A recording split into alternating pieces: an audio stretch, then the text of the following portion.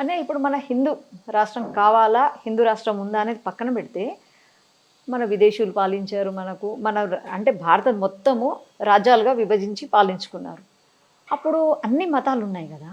అలాంటప్పుడు మనం హిందూ రాష్ట్రమే కావాలంటే అది ఇప్పుడు కుదురుతుందా? సాధ్యమవుతుందా? సెక్యులరిజం అనేది భారతదేశం మొత్తానికేనా, భారతదేశంలో కొన్ని ప్రాంతాలకేనా అండి?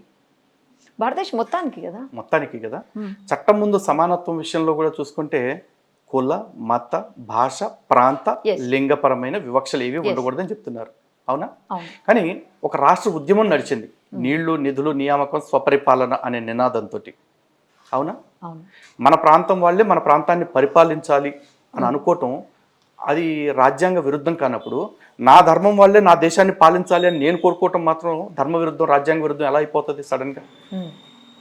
అంటే వాళ్ళు నా ప్రాంతం వాళ్ళే నా ప్రాంతాన్ని పాలించాలని కోరుకోవటం తప్పుగా అన్నప్పుడు, నా ధర్మం వాళ్ళే నా దేశాన్ని పాలించాలని నేను కోరుకోవటం మాత్రం భూతైపోతుందా?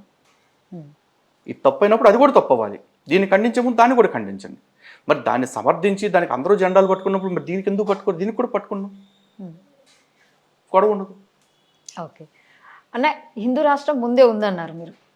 అంటే ఇప్పుడు మీ పోరాటం హిందూ రాష్ట్ర స్థాపనక? ఎగ్జాక్ట్లీ అండి. పునఃస్థాపన అనాలి ఇప్పుడు. పునఃస్థాపన అని కూడా కాదు చెప్పాలి అంటే. భారత్ ఎప్పుడు హిందూ దేశమే.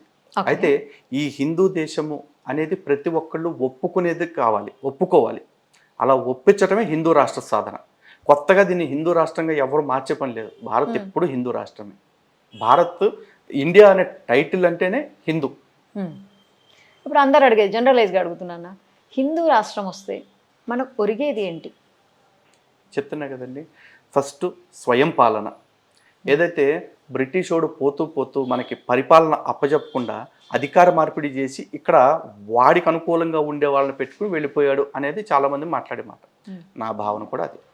ఈ రోజున ఈ దేశంలో హిందువులు ఎవరైతే డెమోక్రటిక్ దేశం, ఇందాక చాలామంది సెక్యులర్ సెక్యులర్ సెక్యులర్ అంటున్నారు కదా. భారతదేశం సెక్యులర్తో పాటు డెమోక్రటిక్ కూడా కదా. డెమోక్రటిక్ అంటే ఏంటండి? ఎవరు మెజారిటీగా ఉంటారో వాళ్ళు నిర్ణయాధికారం కలిగి ఉండాలి. మెజారిటీ. మరి ఈ దేశపు మెజారిటీలు ఎవరు? హిందువులు. హిందువులు. ఆబ్వియస్లీ. మరి ఈ దేశపు హిందువులు వాళ్ళకు కావలసిన నాయకత్వాన్ని ఎంచుకోవటానికి వాళ్ళకి అధికారం లేదా? కాబట్టి ఫస్ట్ మాకు కావాల్సింది స్వయం పాలన, హిందూ ఆత్మగౌరవం. రెండోది హిందూ ప్రభుత్వం వస్తే అన్ని మతాలు సమానంగా చూస్తారు. ఎందుకంటే ఒక హిందువుకి ఇంకో మతం పట్ల ద్వేషం ఉండదు. ద్వేషం. ఏ మత గ్రంథంలోనూ కూడా ఇంకో మతం పట్ల ద్వేషం నేర్పల. కానీ వేరే మతానికి సంబంధించిందే చూసుకుందాం. ఈ రోజున సలగల జాన్ రాజ్ అనే ఒక పాస్టరు ఓపెన్గా చెప్పాడు, భారతదేశాన్ని భారతదేశంగా ఉంచాలని ఏ క్రైస్తవుడు అనుకోడుగా, భారతదేశాన్ని బైబుల్ దేశంగా మార్చాలనుకుంటాంగా అన్నాడు. నేను ఇది భగవద్గీత దేశంగానో, రామాయణ దేశంగానో, భారతం దేశంగానో మార్చాలనుకోవట్లా. ఓన్లీ హిందూ. భారత్గానే ఉంచాలనుకుంటా. భారతదేశంగా. భారత్ ఏ పునాది మీద నిలబడింది? వేదం పునాది మీద నిలబడింది. వేదం ఏం చెప్తుంది? ఆనో భద్రాహ క్రతువో యాంతి విశ్వతః భద్రం కర్ణే విష్ణునియామదేవాహ భద్రం పశ్యే మాక్షభిర్యజత్ర. అందరికీ శుభం జరగాలి, అందరికీ మంచి జరగాలి, మా చెవులు ఎప్పుడు మంచే వినాలి, మా కళ్ళు ఎప్పుడు మంచే చూడాలి అని కోరుకుంటుంది వేదం. సర్వే జనా సుఖినో భవంతు లోకా సమస్తా సుఖినో భవంతు అని చెప్తుంది. ఇక్కడ మరి దీంట్లో హిందూ జనా సుఖినో భవంతు అని ఎక్కడైనా చెప్పారా? లేదు. కాబట్టి హిందూ రాజ్యం వస్తే అందరూ బాగుంటారు. కానీ వేరే మతాలు కనుక పెచ్చుమీరితే ఈ రోజున ప్రపంచంలో 157 క్రైస్తవ దేశాలు ఉన్నాయి, 57 ఇస్లామిక్ దేశాలు ఉన్నాయి. ఎందుకని ఏ ఒక్క సెక్యులర్ ఇస్లామిక్ దేశం, సెక్యులర్ క్రిస్టియన్ దేశం లేదు చెప్పండి? బికాజ్ అక్కడ హిందువులు లేరు కాబట్టి. భారతదేశంలో హిందువులు ఎంత బాగుంటే, భారతదేశంలో హిందుత్వం ఎంత బాగుంటే అప్పుడు మిగతా మతాల వాళ్ళు కూడా అంత ప్రశాంతంగా ఉంటారు. ఈ రోజున చాలామంది అంటారు భారతదేశంలో మైనార్టీలకు రక్షణ లేదని చెప్పేసి. ఎవడు చెప్తాడు? అమెరికా వాడు చెప్తాడు. భారతదేశంలో మైనార్టీలకు రక్షణ లేకపోవటం ఏంటండి? ఈ రోజున ముస్లిమ్స్ పాకిస్తాన్లో ప్రశాంతంగా ఉన్నారా? బంగ్లాదేశ్లో ప్రశాంతంగా ఉన్నారా? ఆఫ్ఘనిస్తాన్లో ప్రశాంతంగా ఉన్నారా? ఇరాన్లో ప్రశాంతంగా ఉన్నారా? సిరియాలో ప్రశాంతంగా ఉన్నారా? టర్కీలో ప్రశాంతంగా ఉన్నారా? ఎక్కడా లేరు. ఎక్కడ చూసినా అసంతృప్తే. కానీ వీళ్ళందరూ అంటారు భారతదేశంలో మైనార్టీలకు రక్షణ లేదని చెప్పేసి. ఈ దేశపు హోంమంత్రి ఒక మైనార్టీ 10 ఏళ్ల నుంచి, అమిత్ షా గారు. ఆయన జైన మతస్థుడు.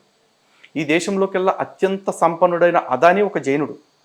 ఈ దేశంలో అత్యంత సంపన్నుల్లో పార్సీలుగా ఉన్న రతన్ టాటా కావచ్చు, మిస్త్రీలు కావచ్చు, లేకపోతే షాపూర్జీ పల్లొంజీ కావచ్చు, గోద్రేజ్ కావచ్చు, వీళ్ళంతా పార్సీలు.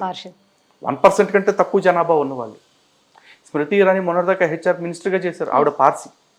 ఈ దేశంలో మైనార్టీలకి ఎంత పెద్ద పదవులు ఉన్నాయి, ఇంత ఆస్తిపరులు, స్థితిమంతులు ఉన్నారు. వీళ్ళందరూ వ్యాపారం చేసి ఎదుగుతుంటే ఎవడడ్డుకున్నాడు? ఈ దేశంలో మేము సంపదను పెంచం, కేవలం పిల్లల్ని కనిపెంచుతామని చెప్పేసి ఒక్కొక్కడు పందుల్లాగా 10 మందిని కనిపెంచుకుంటా మాకు అన్యాయం జరిగిపోతుంది, మైనార్టీలను తొక్కేస్తున్నారు అంటే నువ్వు పెంచుకుంటున్నావు. నువ్వు కూడా 2 పిల్లల్ని కను, ఒక ఐటీ ఇంజనీర్ చేయి, ఒక డాక్టర్ని చేయి. నీ అభివృద్ధిని ఎవడడ్డుకుంటాడు చూస్తే ఈ దేశంలో? ఇదే దేశంలో ముస్లిం అయిన అజీం ప్రేమ్జీ విప్రో అనే కంపెనీ పెట్టుకుని లక్షల కోట్లు సంపాదించుకుంటుంటే ఎవడన్నా అడ్డుకున్నాడు?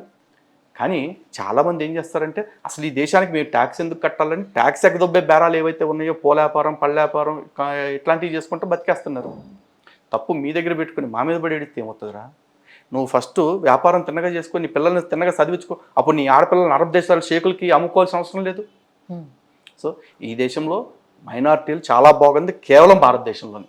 కానీ 2 వర్గాలు ఉన్నాయి మైనార్టీలు, ది మోస్ట్ డామినెంట్ మైనార్టీస్. నిజానికి వాళ్ళు మైనార్టీస్ కాదు. మైనార్టీస్ అంటే 1% కంటే తక్కువ ఉన్న పార్సీలు కావచ్చు, సిక్కులు కావచ్చు, బౌద్ధులు కావచ్చు, జైనులు కావచ్చు. కానీ వీడు 15%కి వచ్చిన మైనార్టీ అంటాడు, సెకండ్ బిగ్గెస్ట్ మెజార్టీ అయ్యండి. ఇంకోటి 5.5%కి వచ్చేసి థర్డ్ బిగ్గెస్ట్ మెజార్టీగా ఉండి నేను మైనార్టీ అంటాడు. ఒక్క మైనార్టీగా 5% అధికారిక జనాభా క్రిస్టియన్స్ది. కానీ క్రిస్టియానిటీ ప్రచారానికి భారతదేశానికి వస్తున్న డబ్బు ఎంతో తెలుసండి? $175 బిలియన్, అంటే సంవత్సరానికి 15 లక్షల కోట్ల రూపాయలు. మరి కేవలం మైనార్టీలైన మీరు అంత డబ్బు ఎందుకు తెప్పించుకుంటున్నారు? ఆ డబ్బు మీ మతాన్ని పెంచుకోవటానికి కాకుండా, మీ మతాలని వ్యాప్తి చేసుకోవటానికి కాకుండా, మీ మతంలో ఉన్న వాళ్ళని బాగు చేసుకోవటానికి వాడి చూడండి కొన్నాళ్ళు. మీ మైనార్టీలు అందరూ లక్షల కోట్లకి అధిపతులు అయిపోతారు ఒక దెబ్బన. కానీ మీ బతుకు కావాల్సింది అది కాదు. ఎంతసేపు పక్కన ఇంకోటి వేరే మతం వాడు ఉన్నాడో ఆ నీ మతంలోకి లాగేయాలనే కడుపు మంట, కుళ్ళు. ఆ కుళ్ళుతో కుళ్ళిపోయి వాళ్ళే నాశనం అవుతున్నారు, మనం కాదు. ఓకే, లలిత్ కుమార్ గారి దృష్టిలో ఉద్దేశంలో పాస్టర్ వర్సెస్ పూజారి ఏంటి? మీరు ఏం చెప్తారు వీళ్ళిద్దరి గురించి చెప్పాలనుకుంటే? సింపుల్ అండి. ఒక పూజారి 100 ఏళ్ళు చరిత్ర ఉన్న ఒక గుడిలో కొత్తగా పూజారిగా జాయిన్ అయితే ఆ రోజు ఆయన సైకిల్ మీద వచ్చాడు అనుకోండి, ఒక 30 ఏళ్ళు 40 ఏళ్ళు ఉద్యోగం చేస్తే ఆయన మ్యాక్సిమం చనిపోయే టైంకి ఆయన ఒక బండి కొనుక్కోగలుగుతాడు. అదే ఒక పాస్టరు నడుచుకుంటూ ఒక ఊళ్ళోకి అడుగు పెట్టాడు అనుకోండి, ఆ ఊళ్ళో సంవత్సరం తిరిగేపటికి బండి కొంటాడు, 2 సంవత్సరాలు తిరిగేపటికి కారు కొంటాడు, 3 సంవత్సరాలు తిరిగేపటికి విల్లాలో తిరుగుతాడు, విల్లాలో బతుకుతాడు వాడు. ఎందుకంటే పాస్టర్కి నిర్బంధంగా చర్చికి వచ్చేవాడిని దశంభాగం తీసుకోవాలని ఉంది. ఈ దశంభాగం అంటే మనకి టైత్ అంటే 10% అని చెప్తారు. కానీ కొంతమంది పాస్టర్లు 23.3% అని చెప్పేసి చెప్తున్నారు దాన్ని. అంటే ఒకడు సంపాదించుకుంటే అందులో అడుక్కు తినేవాడు అడుక్కుని 100 రూపాయలు సంపాదిస్తే దాంట్లో 10 రూపాయలు ఖచ్చితంగా పాస్టర్కి ఇవ్వాల్సిందే. కాబట్టి పాస్టరు అందుకే ఎక్కువ మందిని మతం మారుస్తాడు. ఎంతమందిని మతం మారిస్తే అన్ని దశంభాగాలు వస్తాయి. కానీ మీరు గుడికి వెళ్తే ఏ రోజైనా పూజారి గారు అమ్మా శటకోపం పెట్టాలంటే ముందు 100 అన్నారా? మీరు 10 వేస్తే 10 పెట్టించుకుంటాడు, రూపాయి వేస్తే రూపాయి పెట్టించుకుంటాడు, ఏమి అయిపోయినా సరే సెటార్ ఇట్లా పెట్టి పంపించేస్తారు. ఎందుకంటే పూజారి లోకా సమస్త సుఖినో భవంతు అన్నదాన్ని ప్రతిరోజు చెప్పుకుంటూ కేవలం ప్రపంచం బాగుండాలని కోరుకునే ఒక వ్యక్తి మాత్రమే. కానీ పాస్టర్ అంటే తన మతం పెరగాలి, తన మతంలోకి జనాభా పెరగాలి, తద్వారా తన ఆదాయం పెరగాలని కోరుకునే ఒక వ్యాపారస్తుడు. ఆ వ్యాపారం చేయటం కోసం చాలామంది చావులను కూడా ప్రచార సాధనంగా మార్చుకుంటున్నారు. ఒక పాస్టర్ ఏమంటాడు, తలనొప్పి వచ్చింది అనుకోండి, తలనొప్పి వస్తే టాబ్లెట్ ఎందుకమ్మా నేను ప్రార్థన చేస్తారా అంటాడు. ప్రార్థన చేస్తాడు. తగ్గింది అనుకోండి, చూసావా ప్రార్థన చేస్తే ఎంత బాగా తగ్గిందో అంటాడు. తగ్గలేదు అనుకోండి, నేను ప్రార్థన చేస్తే కరెక్ట్ కాదు కదా, నేను ప్రార్థన చేసిన దానికి తగ్గట్టు నువ్వు కూడా విశ్వాసంలో బలపడాలి కదా, కాబట్టి నువ్వు కూడా ఎక్కువ నమ్మమ్మా, నువ్వు బాగా నమ్మితే తొందరగా తగ్గిపోద్దమ్మా అంటాడు. అంటే కొండకి వెంట్రుకేస్తాడు, వస్తే కొండ పోతే వెంట్రుక అనుకుంటాడు వాడు. ఎటు పోయేటు వచ్చినా నింద మనకే ఉంటుంది. ఇప్పుడు నమ్మామనుకోండి తలనొప్పి తగ్గిందండి అని చెప్పేసి మన గతాన్ని విడిచిపెట్టి వాడి మతాన్ని స్వీకరించాలి. మనం నమ్మలేదనుకోండి, నీలో విశ్వాసం లేదమ్మా, నువ్వు సరిగ్గా దేవుడిని నమ్మట్లేదమ్మా అంటాడు. అంటే మన్నే తప్పుడు వాళ్ళకని చూపిస్తారు అప్పుడు కూడా. పోనీ నమ్మి క్రిస్టియానిటీలోకి వెళ్ళిపోయిన తర్వాత మనకేమన్నా మెచ్చి మేకతోలు కప్తారా అంటే, ప్రభువా నేను పాపిని నాయన, మరి నా పాపంలన్నీ క్షమించు తండ్రి, నా పాపాల కోసం బలియాగం అయిపోయిన నీ కోసం నీ త్యాగాన్ని గుర్తించుకుంటాను తండ్రి అని ప్రార్థన చేయాలి మనం. నన్ను నేను పాపి అనిపించుకోవటం కోసం నేను ఆ మతంలోకి పోవాలా? సనాతన ధర్మం ప్రకారం హిందూ అంటే అమృతపుత్రుడు. అలాంటి అమృతపుత్రుడైన నేను అక్కడికి వెళ్ళి పాపిని అనిపించుకునే కర్మ నాకేంటండి? అందుకే నాకు ఆ మతస్థులు, ఆ మతాలు చెప్పేవాళ్ళు అంటే అసహ్యం. ఇక పాస్టర్కి పూజారికి తేడా ఏంటంటే ఇదే మెయిన్ తేడా. మీరు మృత్యువుని చూపించి వ్యాపారం చేసుకునే మృత్యు వ్యాపారి.